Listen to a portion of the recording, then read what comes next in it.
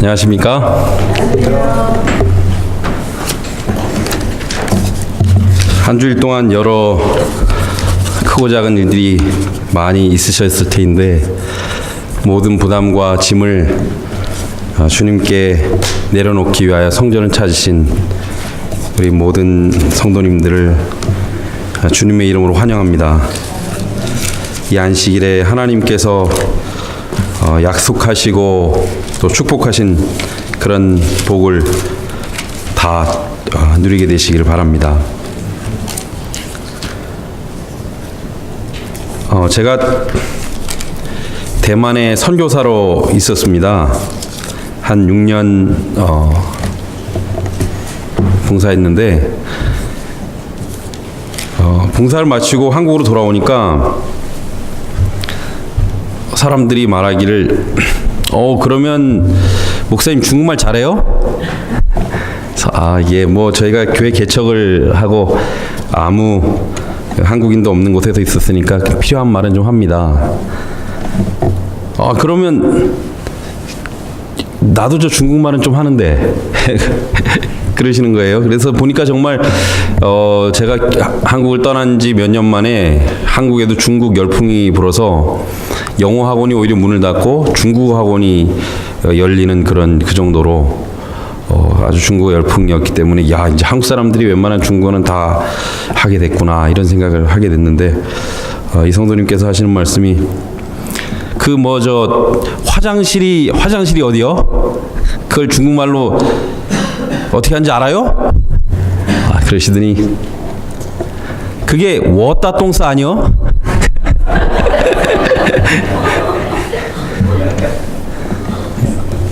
뭐 다 급하면 그렇게 해도 표현은 되겠지만 그건 아니죠? 예, 아닌 것 같습니다. 장로님께서 간단히 제가 누군지 소개를 좀 하라고 말씀을 하셔서 저는 동중하나회에서 목회를 하다가 서울 본부교회, 양국교회, 원주 삼육 초등학교 교회 그리고 PMM으로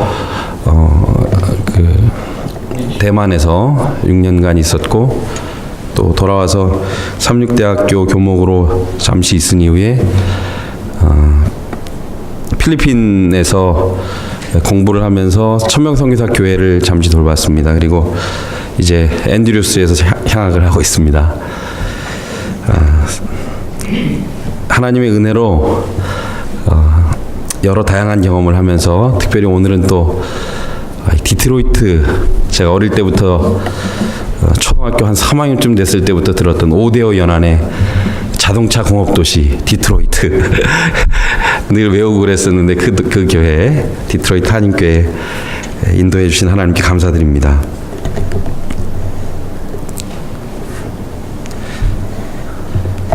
베드로후서 3장에 있는 말씀을 먼저 읽어보겠습니다. 베드로후서 3장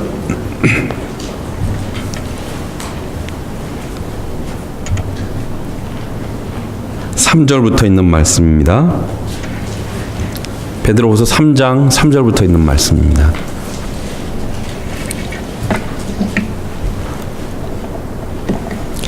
먼저 이것을 알지니 말세에 기롱하는 자들이 와서 자기의 정욕을 쫓아 행하며 기롱하여 가로되 주의 강림하신다는 약속이 어디 있느뇨? 조상들이 잔 후로부터 만물이 처음 창조될 때와 같이 그냥 있다 하니 이는 하늘이 옛적부터 있는 것과 땅이 물에서 나와 물로 성립한 것도 하나님의 말씀으로 된 것을 저희가 풀어 잊으려 함이로다. 이로 말미암아 그때 세상은 물의 넘침으로 멸망하였으되 이제 하늘은 하늘과 땅은 그 동일한 말씀으로 불사르기 위하여 간수하신 바 되어 경건치 아니하는 사람들과 심판과 멸망의 날까지 보존하여 두신 것이니라. 사랑하는 자들아 주께는 하루가 1000년 같고 1000년이 하루 같으니 한 가지를 잊지 말라. 주의 약속은 어떤 이에 더디다고 생각하는 것 같이 더딘 것이 아니라 오직 너희를 대하여 오래 참으사 아무도 멸망치 않고 다 회개하기에 이르기를 원하시느니라. 여기 이 말씀을 보면 1차적으로는 노아 홍수 시절에 백성들의 반응이 나옵니다. 사람들은 하나님의 말씀, 분명한 예언의 메시지가 증거되었음에도 불구하고 그때로부터 땅이 창조된 때로부터 지금까지 아무런 변동이 없고, 지금 아무런 변동이 없는데 어떻게 무슨 그런 특별한 희귀막측한 일이 일어난다고 하느냐. 오늘 말씀에 그때의 많은 사람들이 하나님의 심판으로, 물의 넘침으로 하나님의 약속이 성취되는 것을 보았다고 말씀을 하시면서, 동시에 이 말씀을 이제 곧 다시 오게 될 지구의 마지막 사건에 대비하고 있습니다. 똑같은 일이 똑같이 벌어지는데 사람들은 말하기를, 지금 아무리 봐라, 너희가 지금 눈 뜨고 보고 일어나고 있는 자연현상을 보고 생리현상을 보고 어떻게 그렇게 전혀 자연현상 밖에 논리적으로 설명할 수 없는 일들이 벌어진다는 말이냐.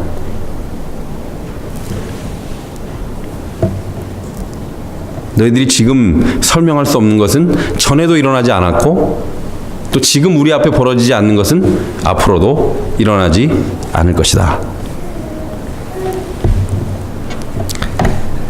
얼마 전에 저희 아이가 학교에서 공부를 하는데 성경 공부 시간에 토론이 벌어졌다 그래요. 뭐냐 하면, 믿음과 이성 혹은 논리와 믿음 중에 어느 것이 더 먼저냐, 혹은 어느 것이 더 중요하냐 하는 것이었답니다. 성도님들은 어떻게 생각하십니까? 우리가 이 하나님을 아는 지식에 있어서, 하나님을 아는 이 그리스도인의 삶의 태도에 있어서 이성적 사고와 믿음 중에서 어느 것이 더 중요하고 어느 것이 더 먼저 돼야 될 것이라고 생각하십니까? 학생들이 이제 서로 의견을 주고받는 중에, 아마 그곳에는 신학을 공부하는 학생들도 많이 있었고, 믿음이 신앙심이 좋은 친구들이 많이 있었던 모양입니다. 그래서 분위기가 믿음입니다. 이런 쪽으로 이제 반 분위기가 거의 이제 기울어서 이제 그룹 토론을 하는데, 어떤 한 친구가 말하기를, 그러나 우리의 믿음이라는 것도 생각해 보면 그것이 우리의 사고 속에서 정리되어서 그 정리된 자기의 그 사고를 통하여 그 믿음을 알 수 있는 것이기 때문에, 결국 믿음이라는 것도 이런 제가 조금 잘못 믿음이라는 것도 이런 그 논리, 또 이성의 한계 속에, 이성의 기반 속에 있는 것입니다 라는 이야기를 했대요. 그러니까 많은 친구들이 그 이야기를 듣고 그 굉장히 그 일리 있네. 저는 그 이야기를 들으면서 아이와 함께 이 난상 토론을 벌일까 생각을 하다가, 이 말씀을 가지고 내가 곰곰이 생각을 좀 하면서 하나님 말씀을 같이 성도님들과 함께 나누면 어떨까, 그런 생각을 하게 되었습니다. 오늘날은 이성의 시대입니다. 그리고 논리의 시대입니다. 아까 제가 말씀드린 우리가 함께 읽은 베드로후서 3장 3절로부터 나오는 이 말씀, 특히 3장 8절로부터 9절까지는 이제 주님이 곧 오시기 직전에 주님의 마음은 하루가 천년같이 그냥 그 기다리시는 심정이 그러함에도 불구하고 세상의 반응은 도대체 지금 일어나지 않는 게 어떻게 과거에 일어났으며, 어떻게 지금 일어나지 않는 일이 미래에 일어나겠느냐. 그걸 논리적으로, 과학적으로 한번 설명을 해봐라.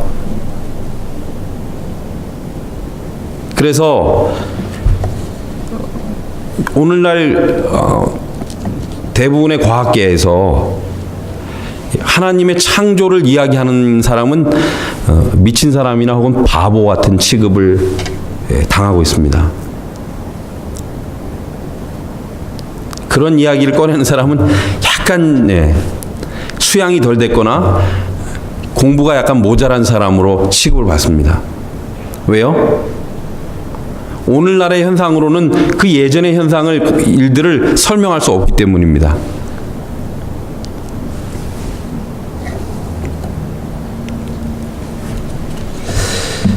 그런데 사실은요, 이 이성과 이런 그 과학이라는 것이 심지어는 이제 종교계까지 들어오게 되었는데, 이렇게 한 가장 근본적인 이유 중에 하나는 그 구실을 제공한 것이 참 재밌게도 그것이 기독교였습니다.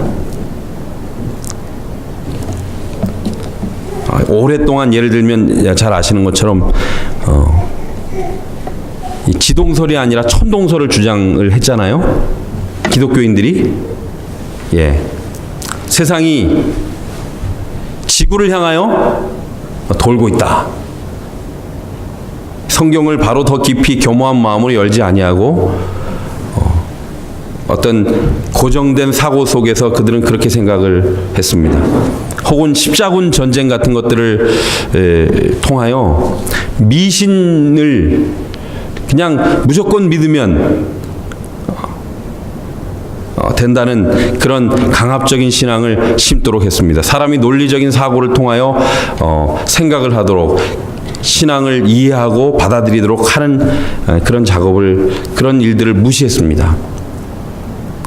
심지어는 흑사병이 돌아서 유럽의 인구 3분의 1 이상이 죽어가고 있는 상황에서도 이것은 하나님의 재앙이다라고 말하면서 교회는 그때 이제 죽음을 앞두고 위험을 앞둔 교인들에게 돈을 받는 일에만 혈안이 돼 있었지, 그것이 어떻게 일어나고 있는지에 대하여 무시했습니다. 사람들이 나중에 알고 났을 때는 이런 몰상식한, 이런 논리적이지 않고 이성적이지 않은 신앙에 대하여 이제 더 이상은 여지를 줄 수 없는 그런 상황이 되고 말았습니다. 그리고 나서는 이런 중세에 하나님, 소위 말하는 그들이 말하는 신본주의 신앙을 대항하여서 인문학이 나오고 경험과 이성으로 이해되거나 생각되지 않는 것들은 다 이제 믿지 않으려고 하고 받아들이지 않는 그런 시대가 돌아온 것입니다. 지금 저희는 바로 그런 시대에 살고 있는 거죠.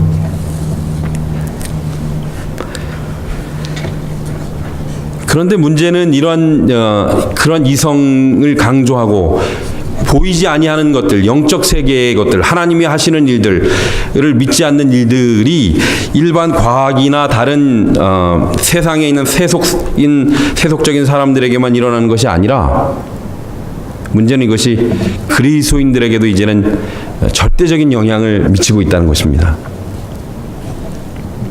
동시에 일어나는 바로 그때 과학이 이 논리와 이성이 강조될 때 일어났던 게 뭐냐 하면 그 역사적 예수 신학이라는 것입니다. 그것은 이제 예수가 이 땅에 있었긴 있었는데, 예를 들면 이런 것입니다. 예수가 있긴 있었는데 오늘날 한 성인으로서 예수가 있었지, 오늘날 우리가 생각해 볼 때 어떻게 무슨 바람을 잠잠케 하고 태풍을 그냥 잠잠하라 그러면 잠잠해지고, 어떻게 사람을 그냥 고쳐지지 않는 그 질병을 있는 사람을 향해 손을 뻗고 면 그 사람들이 치유함을 받고, 또 심지어는 죽은 사람이 일어나고, 이런 일들은 그거는 후세에 사람들이 그 선생을 높이려고 이렇게 한마디 한마디 더 하다 보니까 그 이야기가 더해져 가지고 이렇게 오늘날 우리가 무슨 단군 신화를 듣는 것처럼 이 기록에 이렇게 남아 있는 것이지, 이건 진짜로 일어난 일이 아니기 때문에 우리가 볼 것은 역사적인 예수가 도대체 이 땅에 와서 얼마나 훌륭한 일을 했느냐, 얼마나 멋진 이야기를 하고 얼마나 우리에게 좋은 가르침을 주기 위해서 노력을 했느냐, 그거를 봐야지. 뭐 정말 증명 불가능한, 이성적으로 생각해서 말도 안 되는 그런 이야기들은 그건 이렇게 더해진 거니까 그런 거는 빼자. 이게 바로 히스토리컬 지저스, 역사적 예수를 믿는 겁니다. 그게 지금 신학계를 덮고 있어요.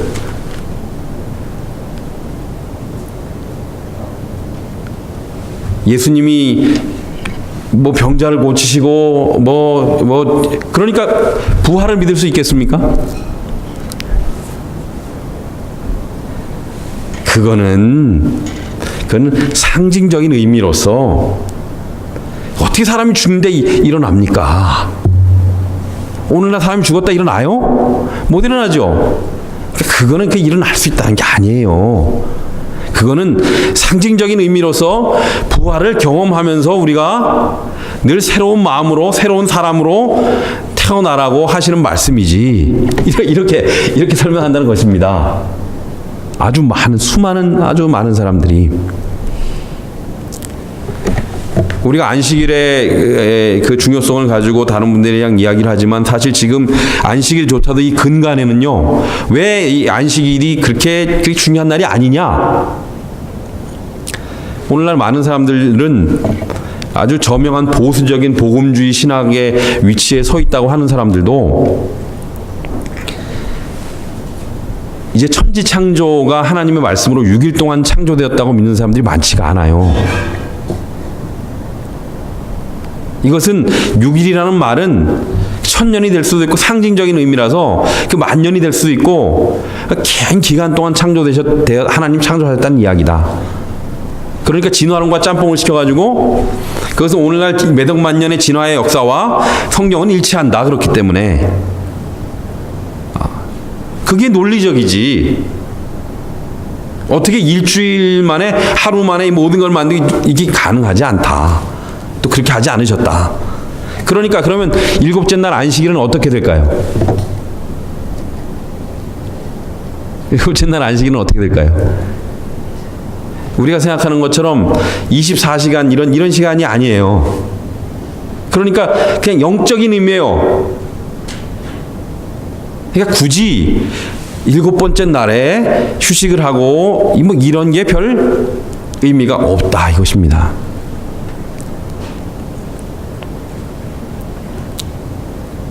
예수님은, 하나님께서는 한때 이 지구를 창조하셨지만 마치 시계공이 시계를 탁 이렇게 만들어가지고 태엽을 딱 감아놓고 이제 놔두면 시계가 알아서 이제 가는 것처럼 지구는 이제 나름대로 이제 그 자연 법칙에 의해서 굴러가고 하나님 저 멀리 계시는 것으로, 더 이상 인간 세상에 내려와서 개입하지 않으시는 것으로, 그것이 오늘날 아주 많은 사람들이 이성과 과학이라는 이름으로 믿고 있는 기독교인 것입니다. 그것이 베드로후서 3장에서 지금 이렇게 말하고 있는, 정말 그렇게 되리라고 하신 그 약속의 말씀대로 되고 있는 이 땅의 형편입니다. 위기감이 좀 느껴지시나요? 위기감이 안 느껴지세요? 우리가 이 위기감을 느껴야 합니다. 여기 8절 9절에 주님께서는 이 약속 뒤에 뭐라 그러셔요? 그 예수님의 그 기다리시는 마음, 빨리 오셔야 하는데 사람들, 그의 백성을 구원하시기 위하여, 그러나 기다리시면서 그 애달픈 마음이 여기 있는데 백성들은 이러고 있으니 이거 어떻게 하면 좋겠습니까? 물의 넘침같이, 불의 넘침이 이 땅에 임할 터인데 이 일을 어찌하면 좋습니까? 자, 그런데 성경은 무엇이라고 말합니까? 마태복음 11장의 말씀을 한번 보시죠. 마태복음 11장.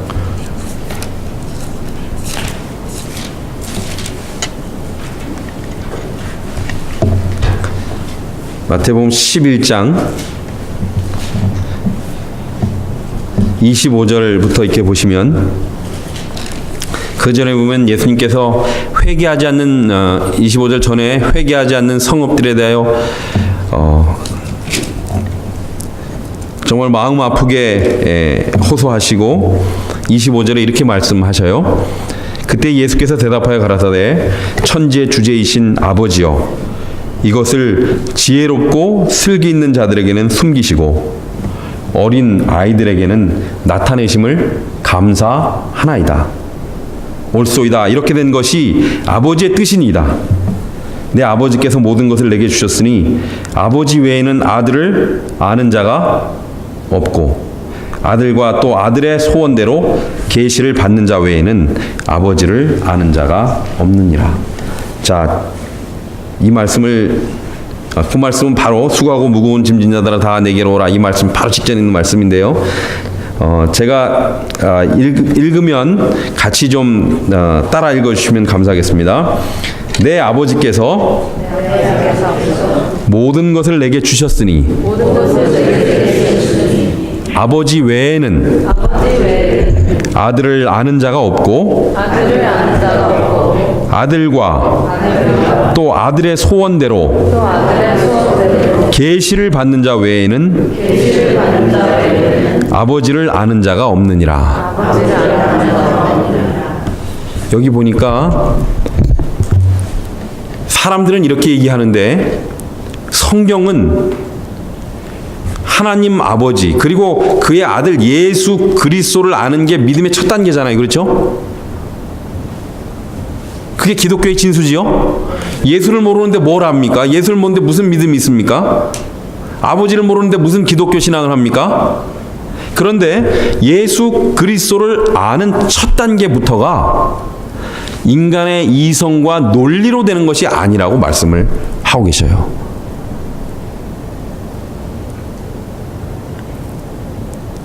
성경은 뭐라고 말씀하시면 그래서 저 어린 아이들이 배우지도 않고 아직 지혜가 부족하고 지식이 부족한 아이들이 받아들이지만 오히려 똑똑하고 명망 있고 교육을 잘 받은 수많은 사람들이 받지 못하는 것은 왜 그래요? 계시가 없기 때문에 그렇습니다. 그러므로 저는 여기서 과학과 이성을 무시하자는 이야기가 아닙니다. 엘렌 G 화이트이 말한 것처럼 참된 과학은 구속의 경륜과 하나이고 또 더 넓은 구속의 이치를 깨닫게 해주는 것입니다. 저희 아이가 지금 생물학 공부를 하고 있는데 이런 이야기를 하더라고요. 도무지 이해가 안 돼. 아빠, 어떻게 이 기묘한 생물의 이치를 배우면서 하나님이 없다고 말할 수가 있지?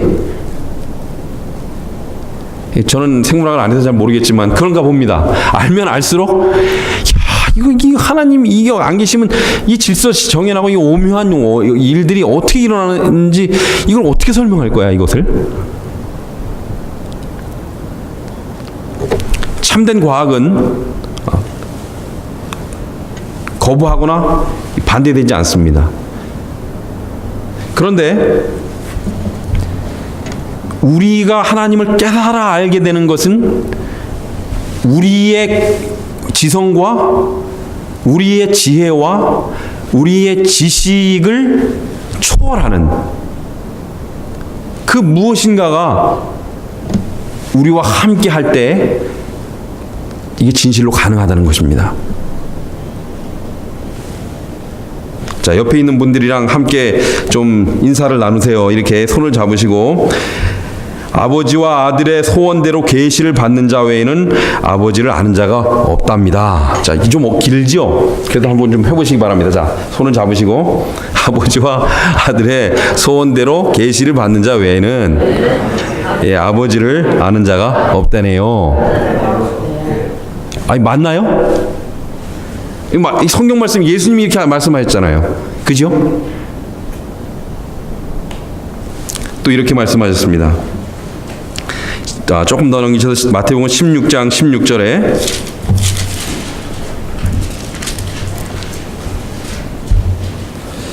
함께 읽으시죠. 16장 16절 17절. 자, 읽어보겠습니다. 시작. 시몬 베드로가 대답하여 가로되 주는 그리스도시요 살아계신 하나님의 아들이시니이다. 예수께서 대답하여 가라사대 바요나 시몬아 내가 복이 있도다. 자, 크게 읽으시죠. 시작.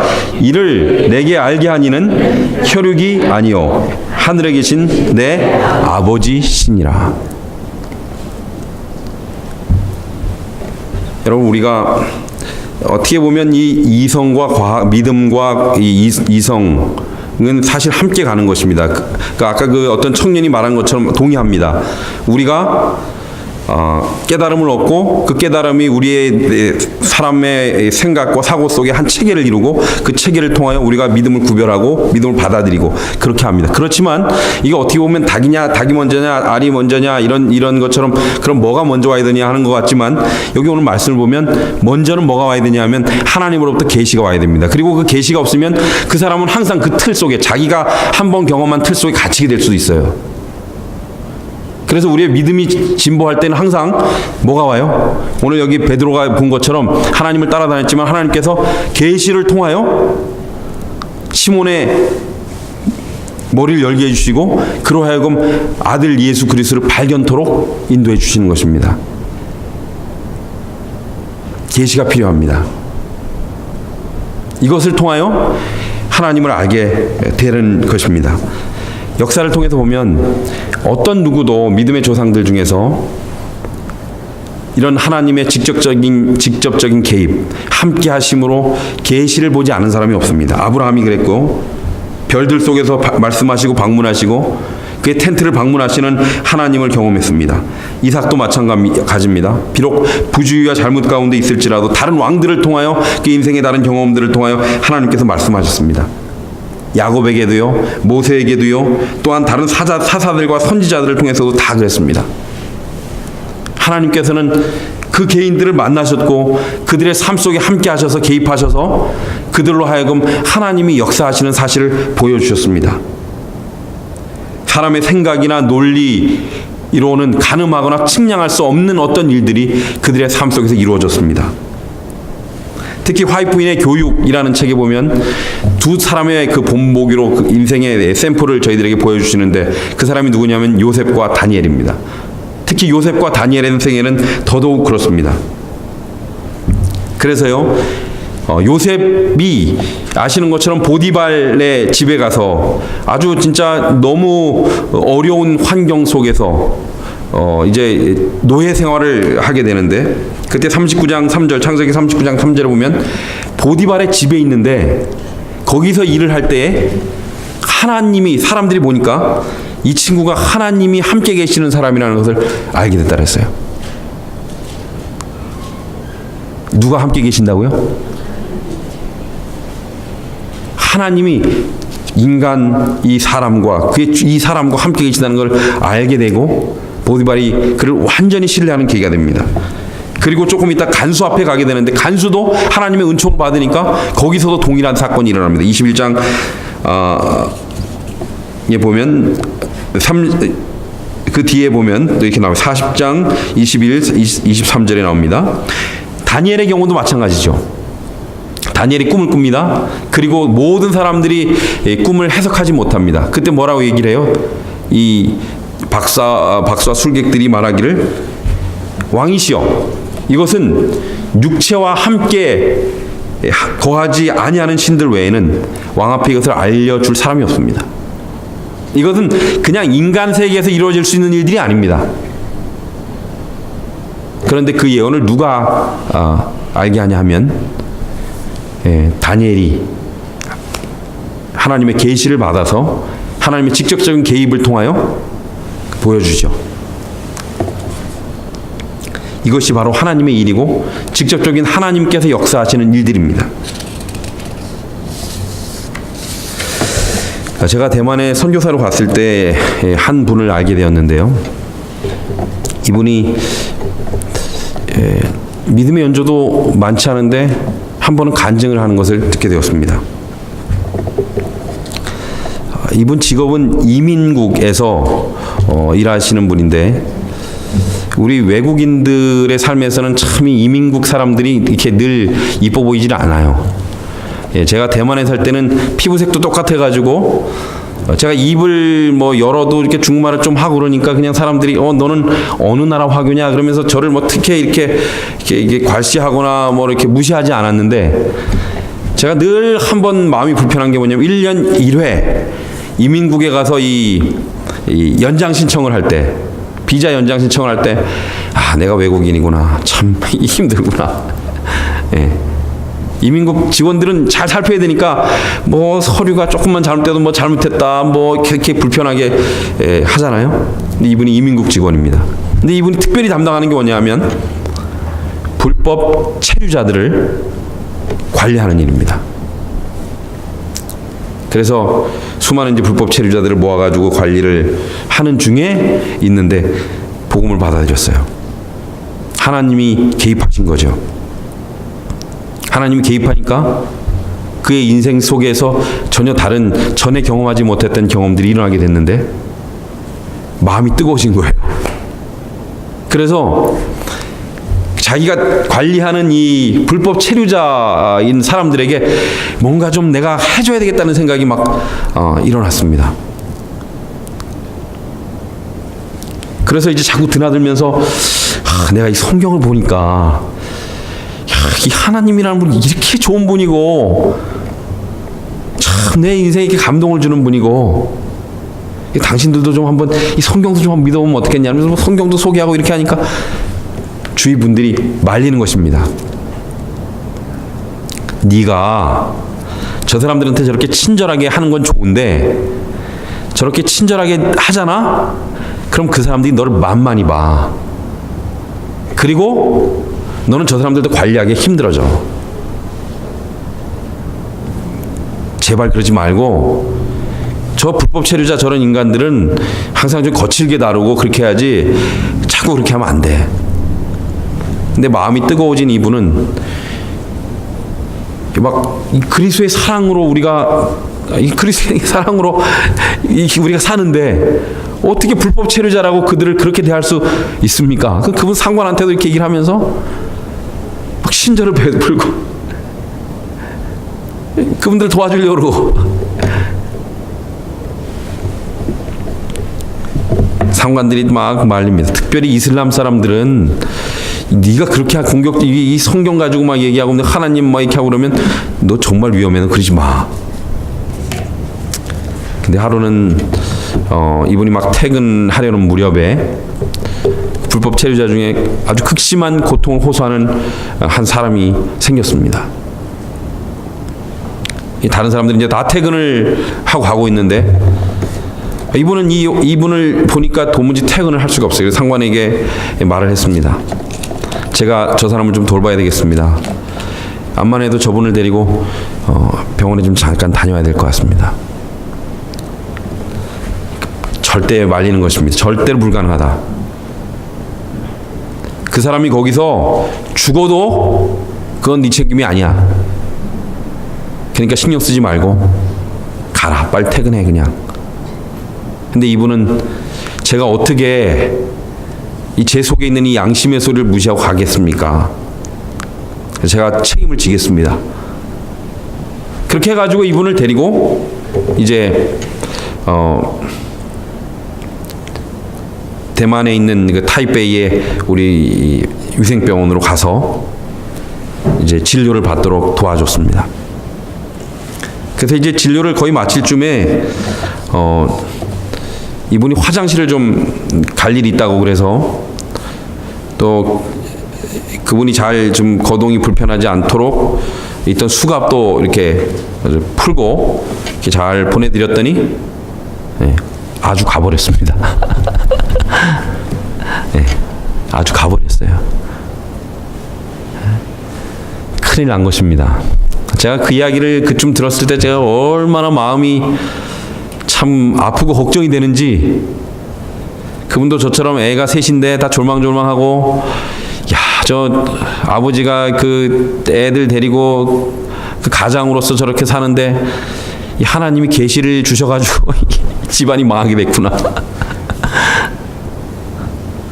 근데 상사가 분명히 난 책임 못 진다 하지 말라 그랬고, 그럼 제가 책임지겠습니다 했고, 그래 가지고 그 일이 생겨났으니, 그리고 그날 9시 우리나라 같은 거 9시 뉴스에도 났대요. 예. 그래서 이제 뭐 아마 신고나 이런 거 절차 때문에 이런 체류자가 지금 이탈을 해서 지금 이제 문제가 될 수 있으니까, 이분이 이제 하나님께 기도를 하면서 어떻게 하나 그러고 있는데, 불현듯 이분의 그 생각 속에 어떤 기도가 떠올랐냐 하면, 하나님이 다니엘에게 계시를 주셨다며요. 그러면 저한테도 계시를 주십시오. 제가 이 친구를 지금 만나야겠습니다. 이 친구 못 데려오면 이제 저 끝장입니다. 이야, 참 용감하면 무식하죠, 그렇죠? 예. 이렇게 용감하지 않으면 이런 기도를 드릴 수 없을 텐데, 이제 막 신앙 막 하고 이제 막 용감해가지고 보이는 게 없고 그냥 오직 말씀 그대로 보고 그대로 믿는 겁니다. 그래서 이 계시를 주셨으니까 나도 계시를 주십시오 이러고 때를 쓰는 것입니다. 제가 듣는 제가 참 난감했습니다. 야, 이거 저런 성도님이 와가지고 목사님 같이 기도하시죠. 지금 이제 계시를 받아야 됩니다. 이러면 이거, 야, 어떡하나. 그런데 이분이 그런 계시를 간구하면서 기도하는 중에 예전에 이 친구가 잡힌 곳에 한번 가서 기다려보자. 근데 그 상관들이 이미 우리가 거기 있었고 잡히지 않았고, 이 친구들이 벌써 다 그런 것에 대해서 잘 아는 친구들이기 때문에 절대 오지 않는다. 그러나 이분은 확신이 있어가지고 그날 3명의 친구들을 데리고 거기 가가지고 진을 치고 기다리고 있습니다. 근데 오나요? 그래서 떠나려고 그러는데, 그때 그 순간에 그 잡혔던 그 방에 불이 한 1초 정도 들어왔다 나가더래요. 왔다. 그리고는 이제 그 문을 향해서 이제 그 집을 향해 달려 들어간 것입니다. 그러니까 그 안에 있어요. 그렇다고 들어갔더니 이 친구가 이제 살려고 밖으로 나가가지고 가스 배관을 타고 옥상으로 올라가고 있는 것입니다. 근데 체구가 꽤 좋았던 모양인데 올라가다 힘이 들으니까 이제 거의 죽을 지경이 됐어요. 놓으면 죽어요. 이제 여기서 또 이게 죽으면 큰일인데, 다행히 이분이 3명의 친구랑 같이 갔잖아요. 그래서 그 친구를 겨우 끄지를 올려가지고 다시 무사히 그분이 있어야 될 곳으로 데려갔답니다.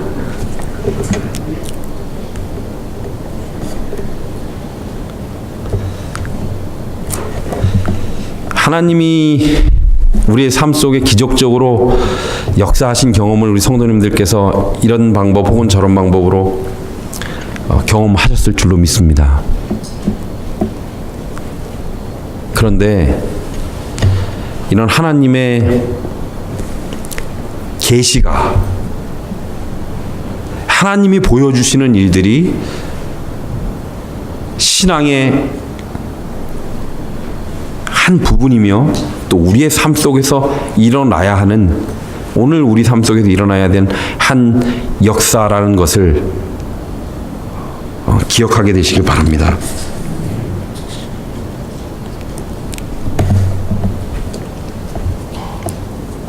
기도는 어떻습니까? 기도는 논리적으로 이성적으로 설명이 되는 것입니까? 어떤 사람들은 기도를 일컬어서 이 불신자들이죠, 공기와 대화하는 것이다 이렇게 이야기를 한대요. 기도하면 뭔 일이 일어나냐?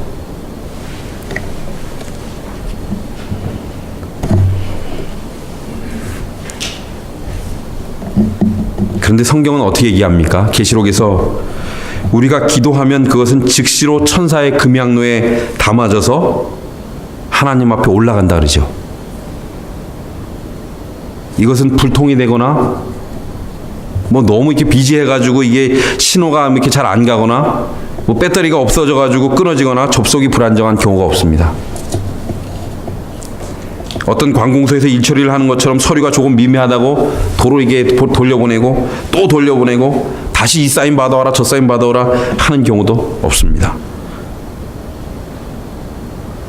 하나님은 우리의 합당한 기도를 한 번도 거절하지 않으시고 가장 적절한 시간에 그 일을 이루어 주십니다. 그래서 여러분 사도행전 10장에 보면 고넬료의 기도가 딱 올려지는 순간에 하나님께서는 즉시로 이 기도가 금양로로 올라가는데 또 다시 천사를 통해서 내려와서 누구의 이 허리를 흔들고 있어요? 어깨를 치고 있어요? 베드로의 어깨를 치고 있습니다.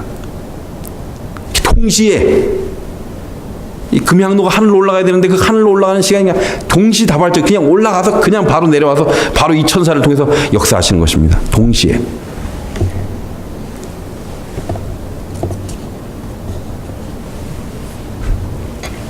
이것이 실제로 일어나는 그리스도인의 삶 속에서 일어나는 일들입니다.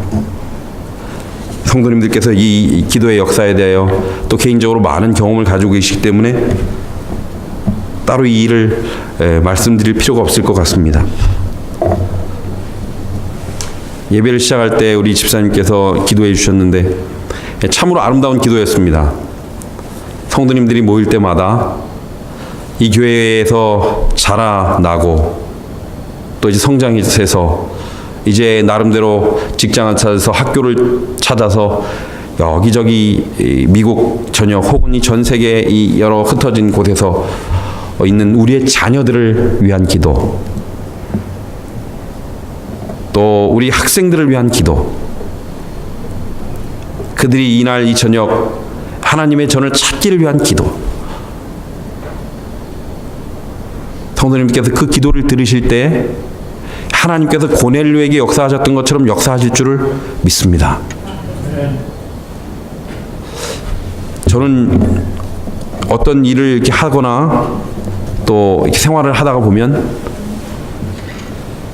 제가 나태해지거나 제 삶에 여러 위기가 있다고 느낄 때가 있어요.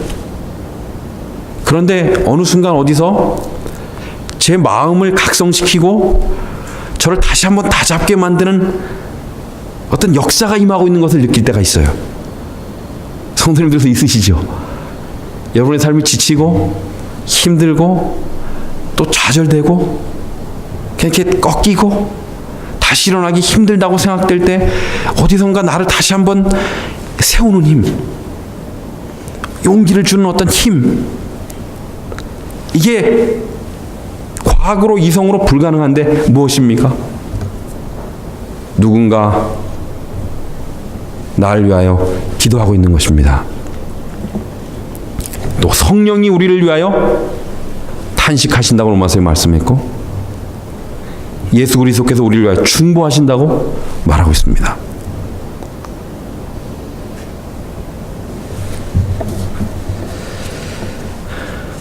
자, 우리가 당면한 상황들을 한번 보십시오.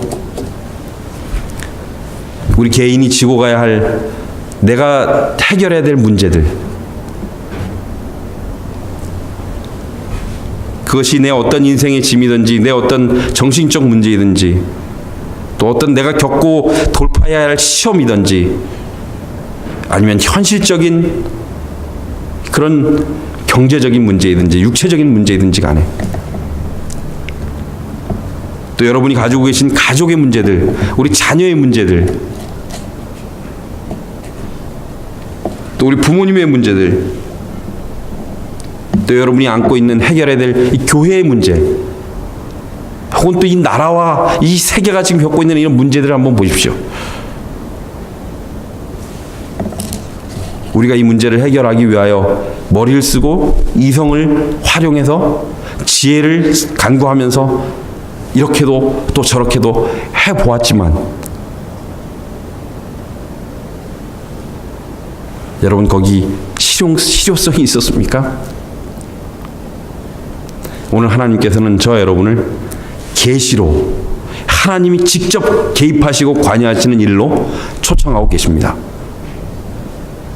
세상은 지금 논리적으로 생각하고 안 되면 아니다. 성경도 그렇게 보고 많은 부분들을 다 찢어버립니다.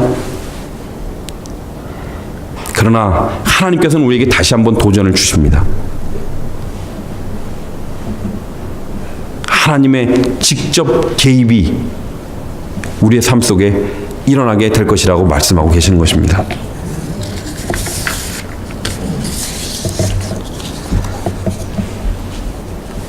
그럼 어떻게 해야 될까요?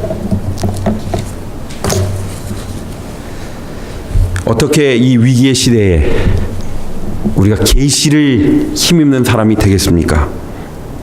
어떻게 내 개인의 이 수많은 문제들을 돌파할 방법을 찾을 수 있겠습니까? 어떻게 내 가정의 문제를, 어떻게 교회의 문제를 해결할 수 있겠습니까? 어떻게 하나님의 계시로 일이 가능할까요? 쉽습니다. 마가복음 9장에 보면 아들을 고치려고 예수님께 나온 아버지가 있습니다. 그가 어떻게 했습니까? 절규하면서 소리를 질러 가로되 내가 믿나이다. 나의 믿음 없는 것을 도와주소서. 자, 저랑 함께 하겠습니다. 나의 믿음 없는 것을 도와주소서.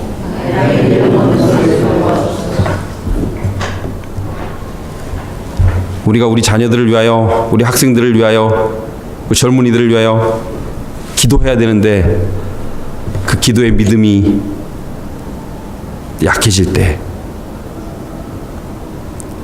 내가 하나님을 믿고 이것을 돌파해 나가야 되는데 그런 믿음이 약해질 때 우리가 할 수 없습니다. 그래서 어떻게 돼요?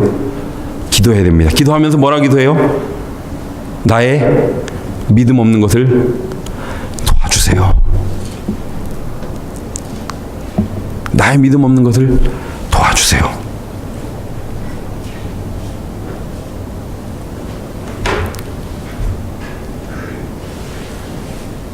그러므로 우리는 우리의 지혜와 힘을 의지하는 것이 아니라 하나님을 의지하며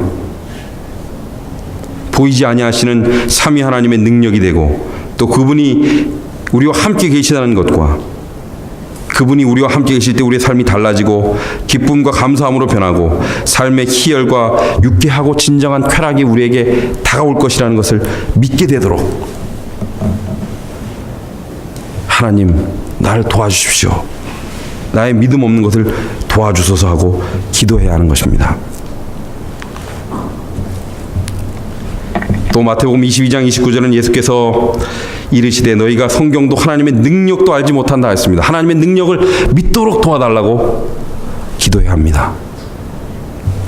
부르짖어야 합니다.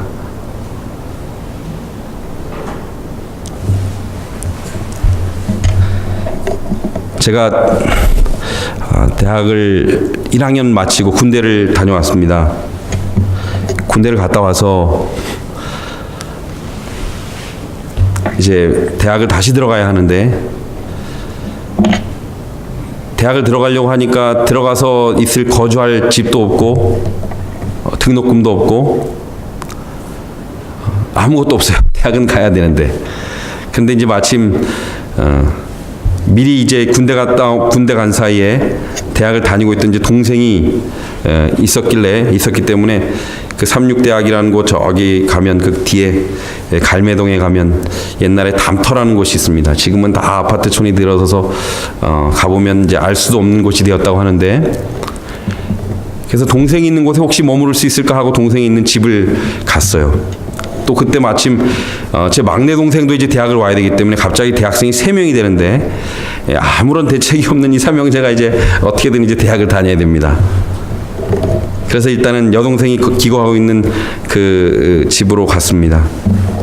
혹시 그곳에서 잠시라도 머물 수 있을까 하고 이제 그 집을 가보니까 이미 다른 친구랑 이제 쉐어를 하고 있어요. 같이 나눠 방을 쓰고 있는데 그 방 크기가 제가 이렇게 봐도 이렇게 큰 키가 아니잖아요.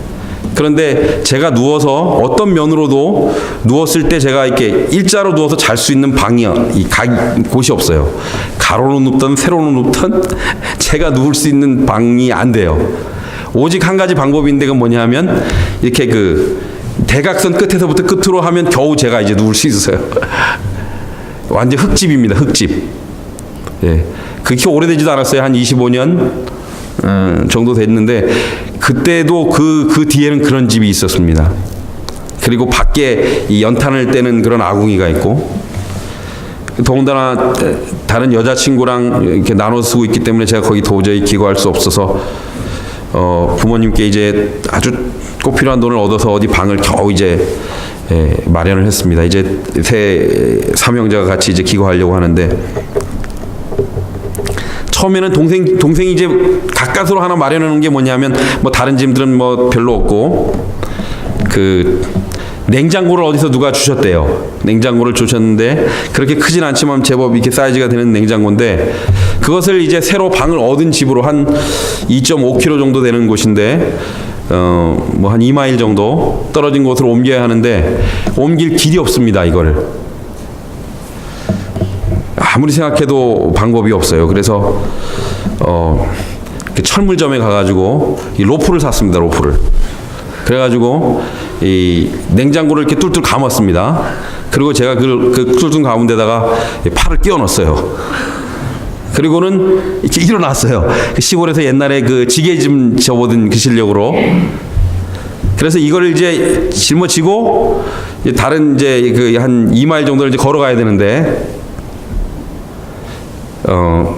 좀 대로로 가면 길도 좀 좋지만 그리로 가기엔 제가 너무 쑥스럽고 남사스러워서 차마 그 길로 못 가고 그 과수원길로 난 그 이제 언덕을 넘어서 이렇게 걷기 시작했습니다.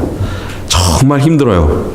그런데 중간에 서지를 못합니다. 만약에 제가 서서 그걸 내려놓으면 다시 일어설 수가 없기 때문에 다시 일어설 수가 없기 때문에 그걸 잡고 어떻게 하는지 모르겠어요. 어쨌든 그렇게 해가지고 이거를 옮겼습니다. 그리고 그 다음에는 이제 그 다음 날부터 돈을 좀 벌어야 이 생활을 할 수 있기 때문에 새벽 4시 반에 가면 인력시장이라는 게 있어요. 거기 가서 이제 팔려 나가기를 기다렸습니다. 그래서 3일쯤 이제 일을 해서 돈이 한 수중에 한 10만 원 정도가 이제 생겼습니다.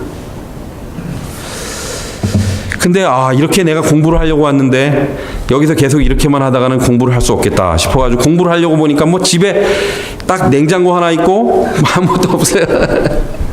그래서 뭐 책상이라도 하나 있어야 어떻게 앉아서 공부를 하겠다 싶어가지고 생각에 군대에서 이제 뭐 이렇게 나무 베 가지고 뭐 이렇게 하면 이렇게 대충 이렇게 책상을 만들고 했던 그런 것이 기억이 나서, 웬만한 목재가 뭐 대충 한 얼기설기 있는 목재라도 좀 구하면 내가 이제 이 책상 같은 걸 만들 수 있겠다 싶어가지고는 이제 그 다음 날부터는 이제 거기가 뭐 이렇게 어수선한 동네입니다. 그래서 혹시 뭐 이렇게 누가 버린 거라도 있으면 잘 이렇게 사포로 문질러 쓸 수 있겠다 싶어가지고 동네를 계속 돌았습니다. 어디 막 목재 비슷한 거나 무슨 나무 조각이라도 있으면 그걸 모아가지고 어떻게 한번 책상을 한번 만들어 보겠다고. 그리고 길을 따라 혹시 무슨 목재를 싣고 가는 나무가 차가 좀 떨어뜨렸을까 싶어가지고 그걸 주스로 또 혹시 주술까 싶어서 대로변을 따라서 또 하루는 다니고 하루는 동네를 다니고 지쳤어요.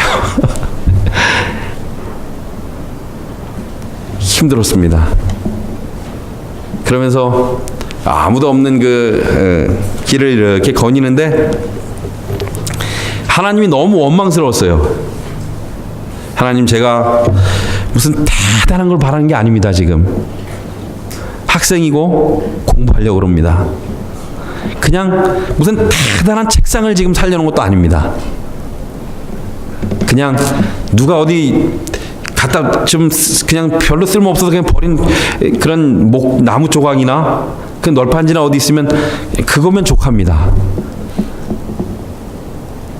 근데 내가 이렇게 험하게 다니고 있는데, 이 배를 꿇고 굴면서 이렇게 다니고 있는데 이것도 못 해주십니까?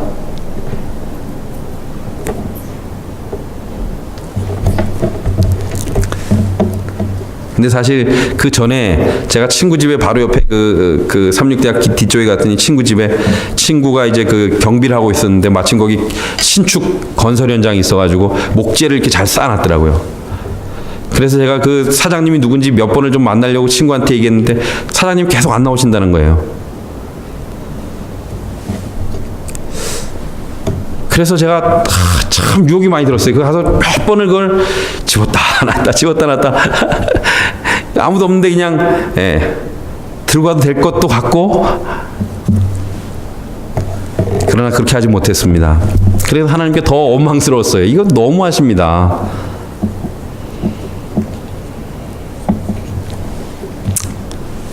그런데 한편으로는 참 감사했습니다.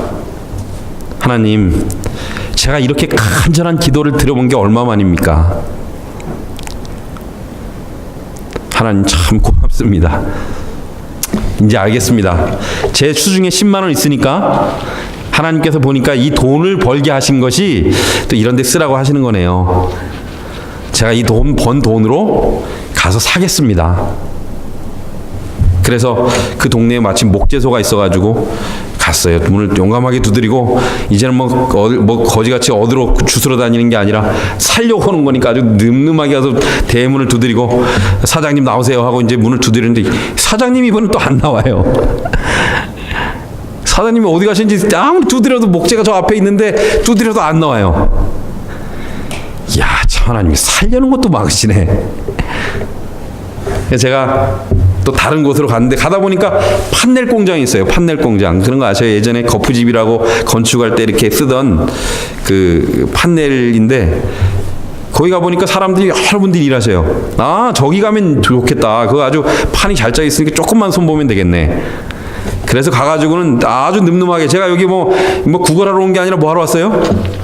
돈 주고 사러 왔으니까 이제 아주 늠름하게 가가지고 자신 있게 제일 좋고 빤빤하고 아주 그냥 거의 손볼 게 없는 딱 내가 원하는 사이즈에 그냥 합판 금방 딱 짜놓은 그 판넬을 한 장 탁 집어들고는 사장님께 갔습니다. 사장님, 이거 얼마지요? 아이, 그걸 뭘 돈 받고 바로 가져가.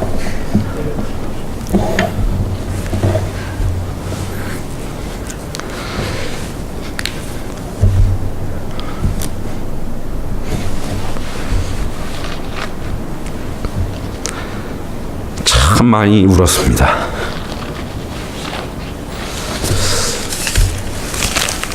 하나님께서 우리가 기도할 때 듣고 계시다는 것이죠. 하나님이 우리가 한숨 쉬고 있을 때 듣고 계시는 것입니다. 하나님께서 우리의 아픔을 그냥 보시지 않으시는 것입니다.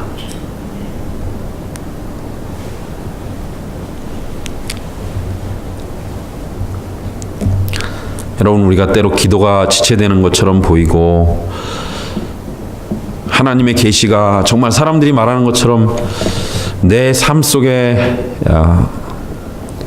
임재하지 않는 것처럼, 하나님의 계시가 직접 개입하지 않는 것처럼 느낄 때가 있습니다. 세상 사람들이 말합니다. 과거에도 없었고 지금도 없는데 그런 일이 일어나냐. 그러나 여러분, 우리가 하나님을 믿고 하나님의 개입하심을 간구하는 한, 그것이 우리의 어떤 형편의 기도든지 하나님께서 우리의 기도를 들으시는 줄을 믿습니다. 왜냐하면 하나님께서 여전히 그의 계시를 보내시며 그의 중보를 멈추지 않으시며 성령의 탄식은 끊어지지 않았기 때문입니다. 이 혼란과 불안과 위기의 시대, 이성과 과학이 아니면 믿지 않기 때문에 성경을 불신하고 하나님의 말씀을 믿지 않는 이 시대에 그분을 의뢰하고 그분께 도움을 구하고 그분의 살아계심을 삶 속에서 날마다 경험하는 저와 여러분이 되시길 바랍니다. 세상에 계시가 답인 것을 증거하고 보여주심으로 요셉과 다니엘처럼 하나님이 여러분 위에 계시로 현현하심을 증거하는 저와 여러분의 삶이 되기를 바라면서 말씀을 줄입니다.